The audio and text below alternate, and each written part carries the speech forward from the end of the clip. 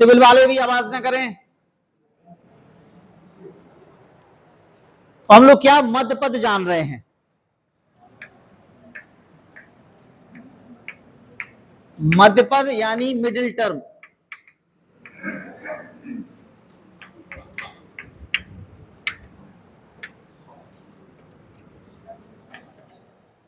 ठीक है, जैसे हमें मान लो दी है एक बाइनोमियल दी है x plus a to the power n।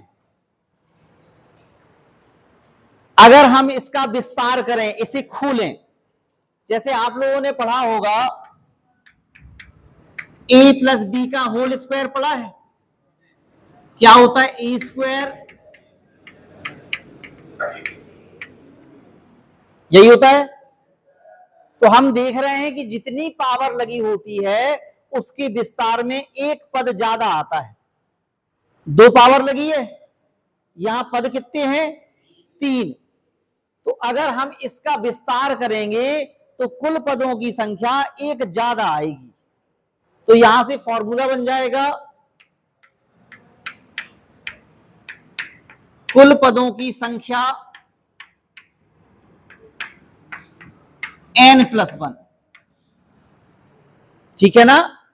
Total term, number of total term कितने हो जाएंगे, एक ज्यादा। जितनी पावर लगी है उससे एक ज्यादा। कहने का मतलब है मान लो यहां x प्लस 3 की पावर 7 लिखी है, तो कुल पद कितने होंगे 8। आ रही है बात समझ में। मान लो यहां पे पावर 10 लगी है, तो कुल पद कितने आएंगे 11, एक ज्यादा। अब यहां पे हमें क्या पढ़ना है, मध्य पद यानी बीच का। तो बीच का हम लोग जानते हैं, जो संख्याएं होती हैं उसमें से आधे इस तरफ छोड़ दो, आधे इस तरफ छोड़ दो, जो बीच का बचेगा वही मिडिल टर्म होगा, मध्य पद होगा। आगे बात समझ में। तो फॉर्मूले बनेंगे मध्य पद के,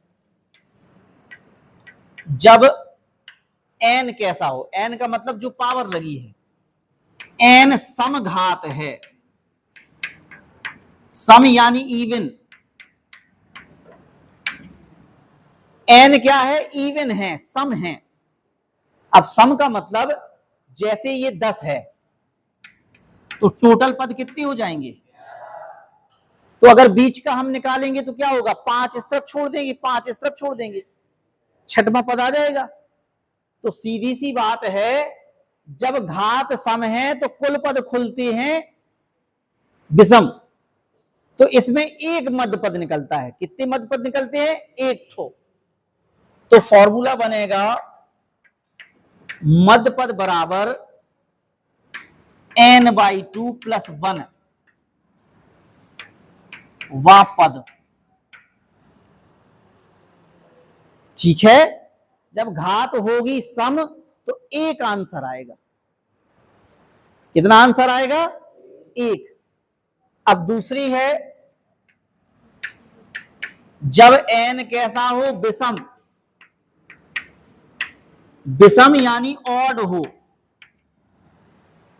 n कैसा हो ऑड नंबर हो। अब ऑड और इवन तो जानते ही हो, ये क्या था आपका ऑड था, ऑड यानी विषम संख्या थी 7, और 10 क्या है सम यानी इवन। ठीक है, तो इसमें कितने आंसर आएंगे, इसमें 2 आंसर आएंगे। इसमें कितने आंसर आएंगे, 2।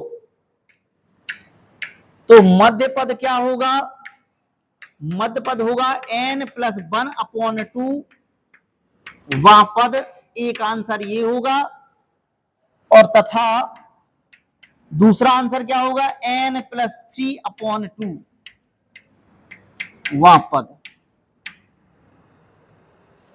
आई बात समझ में, नहीं आई।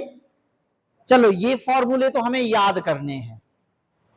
घात कैसी होगी देख के हम कौन सा फॉर्मूला लगाना है ये हम खुद से समझ जाएंगे। अगर घात सम है तो ये वाला फॉर्मूला लगेगा, अगर घात विषम है तो ये वाला फॉर्मूला लगेगा। यहां अगर सम घात है तो एक आंसर निकालना है हमें। कितना आंसर, एक। अगर विषम है तो कितने आंसर निकलेंगे? 2, एक ये और एक ये। अब ओरल बात बताते हैं। जैसे ये 11 था तो हमने 5 इस तरफ छोड़े, 5 इस तरफ छोड़े, आंसर आया मध्य पद कौन सा हुआ? मध्य पद हुआ 6वां। ठीक है, जब घात कितनी थी? 7, विषम है घात, तो यहां 2 आंसर आने हैं। ठीक है ना? तो कैसे पता पड़ेगा? 7 है तो कितने पद खुलेंगे? 8। अगर हम 4 इस तरफ छोड़ते हैं और 4 इस तरफ छोड़ते हैं तो बीच में तो कुछ नहीं बचेगा, तो फिर क्या करेंगे? हम 3 इस तरफ छोड़ेंगे, 3 इस तरफ छोड़ेंगे, तो चौथा और 5वां ये 2 पद आंसर होंगे। ठीक है, ये हो गया ओरल, हमने दिमाग में लगा लिया। अब लिख के कैसे लगाएंगे? देखें,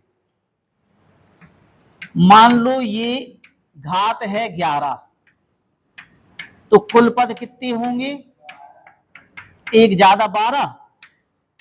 मध्य का मतलब होता है बीच का, तो हम इसे 2 से भाग दे देंगे। भाई बीच कैसे निकलता? 2 से, तो हम 2 से भाग देंगे, तो ये हो गया 6। तो हमने बताया जब घात है विषम तो आंसर कितने आने हैं? 2 ठो। तो एक तो यही आंसर है और एक अगला। तो मध्य पद कौन से होंगे? 6वां होगा और 7वां होगा। नहीं आया समझ में?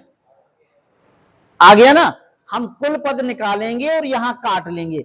अगर पूरा पूरा कट जाता है तो आंसर आएंगे 2 ठो, एक तो वही आएगा और एक उससे अगला। अब ये बात समझ में आई कि नहीं आई? आ गई? अब ये तो हो गई जब 11 थी पावर। अब x + 2 की पावर मान लो 8 है, तो कुल पद कितने होंगे? कुल पद होंगे 9। अब 9 को हम काटेंगे 2 से ही। कितनी बार कटा? 2 चौको 8, 2 पंचे 10। जब ये पॉइंट में आए तो एक आंसर आएगा। जब पूरा पूरा कट जाए तो कितने आंसर आने हैं? 2, एक खुद वो और एक अगला। और जब पॉइंट में आए तो सिर्फ एक आंसर आना है। कौन सा? इसी का अगला। तो अगला कौन सा होगा? 5वां पद। 6 पावर है, तो सबसे पहले हम लिखेंगे कुल पद। आपको पता है एक बढ़ जाता है तो ये होंगे 7। अब दूसरी बात आएगी मध्य पद की। तो मध्य पद क्या होगा? तो हम 7 को 2 से डिवाइड करेंगे, 3.5। जब पॉइंट आता है तो सिर्फ एक ही आंसर आता है, तो इसी का अगला। तो यानी मध्य पद क्या होगा? 4th term. मध्य पद कौन सा होगा? 4th term. अब आपको बताएंगे कि टर्म कैसे निकाले जाते हैं। ठीक है ना? कोई टर्म निकालना हो उसका फॉर्मूला क्या होता है? तो फॉर्मूला होता है TR+1। फॉर्मूले का क्या है? R+1 लिखते हैं। ये होता है NCR x की पावर n-r और a की पावर r।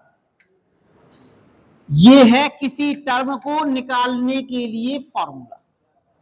तो एक क्वेश्चन ऐसा भी आ सकता है, वो मध्य पद ना कहे, वो आपसे खुद कहे कि चौथा पद निकालिए, 5वां पद निकालिए, 7वां पद निकालिए, तो आप इसी फॉर्मूले से वो निकाल देंगे। मध्य पद में क्या होता है? वो आपको नहीं बताता है कि कौन सा पद, वो आपको कहता है मध्य पद। तो मध्य पद हमें खुद पता करना पड़ता है और जब उसका आंसर आए फिर वो निकालना पड़ता है इसी फॉर्मूले से। नहीं आई बात समझ में? हमने कहा था एक क्वेश्चन में 2 क्वेश्चन समझाएंगे हम आपको। तो एक तो इसमें ये क्वेश्चन है कि मध्य पद कौन सा है वो हम पता करेंगे, और दूसरा क्वेश्चन ये है कि क्वेश्चन खुद ही बताएगा कि ये वाला निकालो। तो आपको मध्य पद नहीं पता करना है, आपको सीधा वही पद निकाल देना है, यही फॉर्मूला लगा के। और मध्य पद में एक्स्ट्रा क्या है कि हम पता करेंगे कौन सा पद और फिर उसी को हम निकालेंगे इसी फॉर्मूले से। आई बात समझ में? नहीं आई? तो अब हमें पता है कि चौथा पद इसका क्या है? मध्य पद है। तो हमें कौन सा पद निकालना है? चौथा। तो हमें T4 निकालना है। फॉर्मूला दिया है r+1 के फॉर्म में, यानी 4 को हमें तोड़ना पड़ेगा। कैसे? 1 के प्लस में। समझ गए? हमें फॉर्मूला r+1 दिया है, तो इसे भी प्लस करके लिखना पड़ेगा। तो T4 को हम क्या लिखेंगे? 3+1।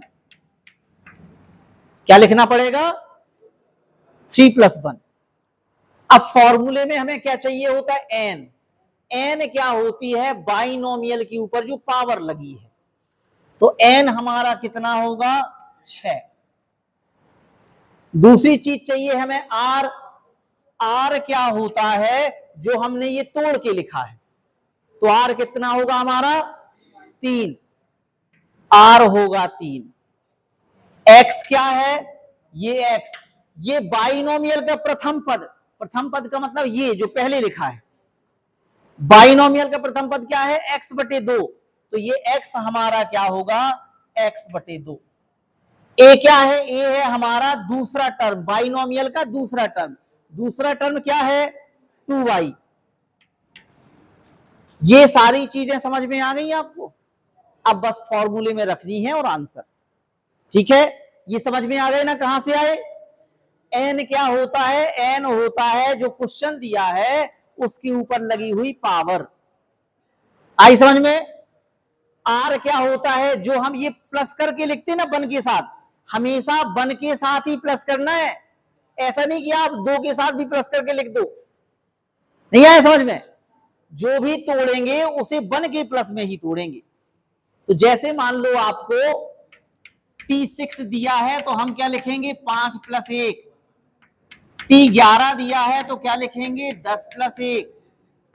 T12 दिया है तो क्या लिखेंगे? 11+1।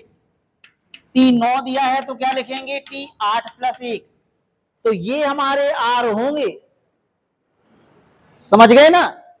तो यहां पे r हमारा कितना है? 3 है। x क्या है? बाइनोमियल का प्रथम पद।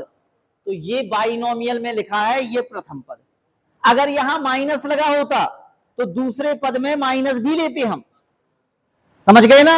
अगर मान लो यहां माइनस लगा होता तो दूसरे पद में हम माइनस का लेते। समझ गए? अब आगे चलते हैं, फॉर्मूला रखेंगे। फॉर्मूला है T3+1 लगाना है। अब एक चीज और ध्यान दें, आपको एग्जाम में ये बगल में नहीं लिखना है, ये नीचे लिखना है। भाई आपका तो कहा है वहां कॉपी भरनी है आपको, तो आप ये यहां बगल में नहीं लिखेंगे, नीचे लिखेंगे। हम यही बगल में लिखे दे रहे हैं। तो हमें 3+1 निकालना है। n कितना है हमारा? 6। c r कितना है हमारा? 3। x का मतलब प्रथम पद। प्रथम पद कितना है हमारा? x/2। x/2 पावर क्या है? n-r, यानी 6 - 3। a कितना है? 2y। पावर क्या है? r का मतलब 3। अब सॉल्व कर देना है। अच्छा, आप लोगों को तो ये फैक्टोरियल करना आता होगा, आप लोग क्रमचय संचय पढ़ रहे हो। तो c वाला फॉर्मूला पता है? नहीं पता है? नहीं पता है तो हम यहां लिख ही दे रहे हैं। NCR बराबर होता है factorial n upon n - r और फैक्टोरियल r। ठीक है, NCR का फॉर्मूला ये है। परमुटेशन में सिर्फ ये होता है, ये नहीं होता है। ठीक है ना? लेकिन इसमें कॉम्बिनेशन में ये होता है। तो C का फॉर्मूला ये है, NCR का फॉर्मूला ये।